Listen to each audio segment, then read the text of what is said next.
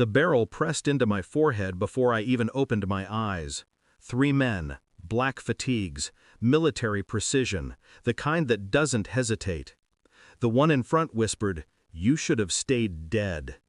My son screamed from the hallway, small, terrified, the kind of sound that freezes your blood before your body even moves. I kept still, hands visible, heart silent.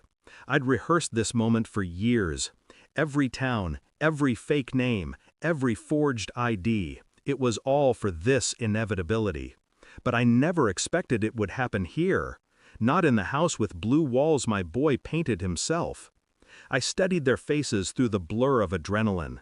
No insignias, no unit marks, not government, freelance. That made them worse. "Who told you?" I asked quietly. No answer. Only the cold, mechanical shift of safeties being turned off. And beneath it all, the soft patter of my son's feet retreating down the hallway. I met the gunman's eyes and smiled. Barely. I take it, someone sold me out. He didn't know it yet, but I was already tracing the betrayal backward. Every face, every message, every word. The moment they pulled the trigger, I'd already started the countdown to who made the call. It began with the ID card.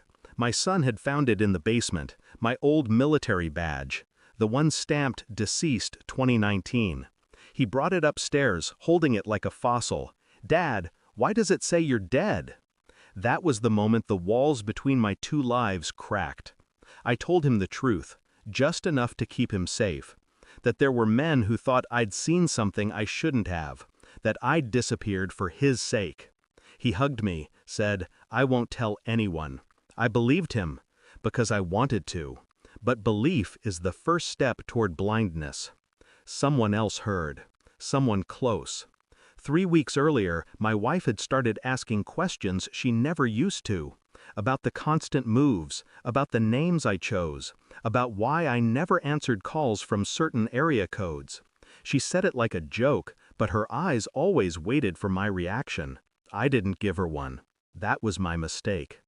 After the break-in, after the gunmen vanished as suddenly as they came, I started to test the silence.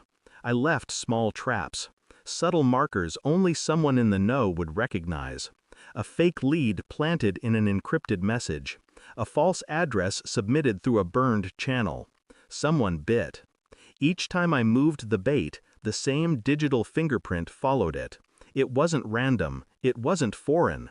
It was my wife's laptop. The same one she said crashed last month. The one she replaced without asking me to fix.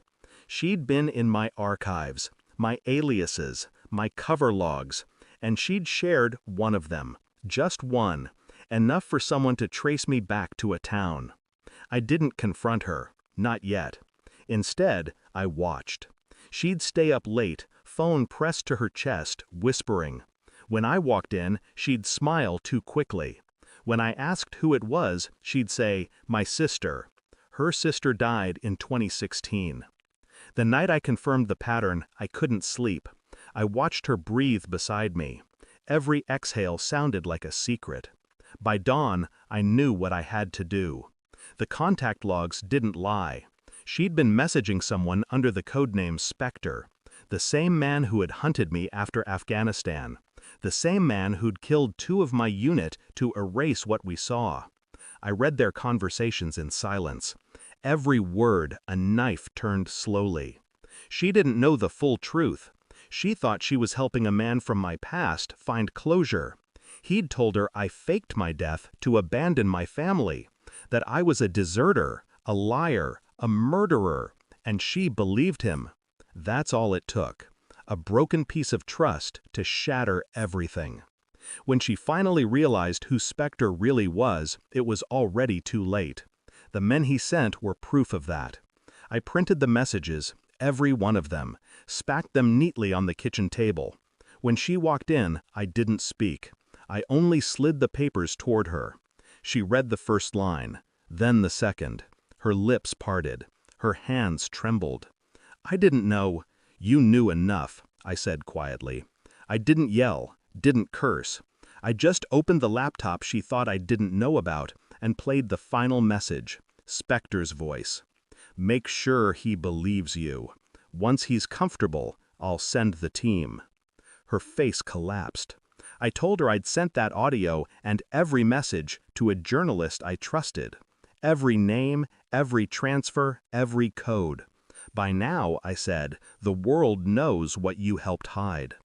She tried to speak, but I stopped her. You were my safe house, I said, and you gave me away. Then I left. We're ghosts again, my son and I. New town, new name, new silence.